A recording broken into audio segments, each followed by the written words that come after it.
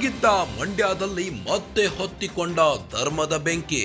ತಡರಾತ್ರಿ ಮಂಡ್ಯದಲ್ಲಿ ಅಶಾಂತಿಯ ವಾತಾವರಣ. ಹನುಮಧ್ವಜ ವಿವಾದ ನಂತರ ಮತ್ತೆ ಮಂಡ್ಯ ಉದ್ವಿಗ್ನವಾಗಿದೆ. ಮಂಡ್ಯ ನಾಗಮಂಗಲದಲ್ಲಿ ಉದ್ವಿಗ್ನ ಪರಿಸ್ಥಿತಿ ನಿರ್ಮಾಣವಾಗಿದೆ. ಗಣೇಶ ಮೂರ್ತಿ ಮೆರವಣಿಗೆ ವೇಳೆ ಕಿಡಿಗೇಡಿಗಳಿಂದ ಕಲ್ಲು ತೂರಾಟ ಬಂದಿದೆ. ಯುವಕರು ಪೊಲೀಸರ ಮೇಲೆಯೇ ದುಷ್ಕರ್ಮಿಗಳಿಂದ ಕಲ್ಲು ತೂರಾಟ ಉಂಟಾಗಿದೆ. ಕೆಲ ಕಿಡಿಗೇಡಿಗಳಿಂದ ಪೆಟ್ರೋಲ್ ಬಾಂಬ್ ಬಳಸಿರೋ ಶಂಕೆ ವ್ಯಕ್ತವಾಗಿದ್ದು, ಪೆಟ್ರೋಲ್ ಬಾಂಬ್ ಮೂಲಕ ನಿಲ್ಲಿಸಿದ ವಾಹನಗಳಿಗೆ ಬೆಂಕಿ ಇಟ್ಟಿದ್ದಾರೆ. ಮಂಡ್ಯದ ನಾಗಮಂಗಲ ಪಟ್ಟಣದಲ್ಲಿ ನಡೆದ ಘಟನೆ ಇದಾಗಿದ್ದು, ದರ್ಗಾ ಬಳಿ ಮೆರವಣಿಗೆ ಹೊರಟಿದ್ದ ವೇಳೆ ಅನ್ಯ ಕೋಮಿನ ಪುಂಡರಿಂದ ದಾಳಿ ನಡೆದಿದೆ. ಎರಡು ಗುಂಪುಗಳ ಮಧ್ಯ ಘರ್ಷಣೆ ಉಂಟಾಗಿದ್ದು, ಪೊಲೀಸರಿಂದ ಲಾಠಿ ಪ್ರಹಾರವಾಗಿದೆ.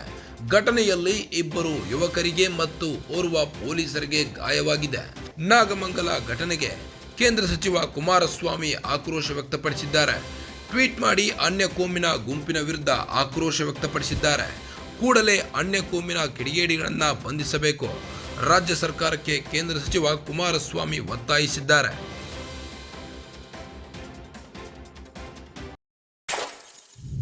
ತಣ್ಣಗಿದ್ದ ಮಂಡ್ಯದಲ್ಲಿ ಧರ್ಮದ ಬೆಂಕಿ ಮತ್ತೆ ಹೊತ್ತಿಕೊಂಡಿದೆ. ತಡರಾತ್ರಿ ಮಂಡ್ಯದಲ್ಲಿ ಅಶಾಂತಿಯ ವಾತಾವರಣ ಸೃಷ್ಟಿಯಾಗಿದೆ.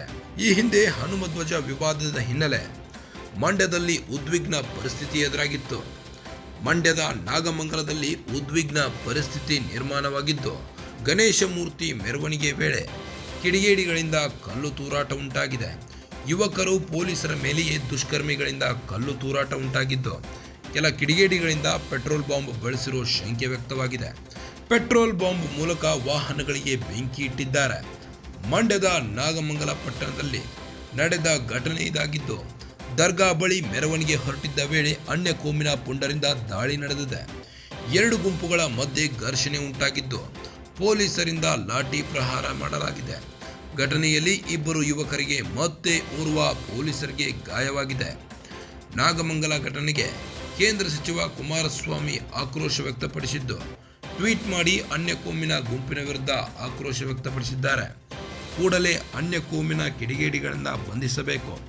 ರಾಜ್ಯ ಸರ್ಕಾರಕ್ಕೆ ಕೇಂದ್ರ ಸಚಿವ ಕುಮಾರಸ್ವಾಮಿ ಒತ್ತಾಯಿಸಿದ್ದಾರೆ.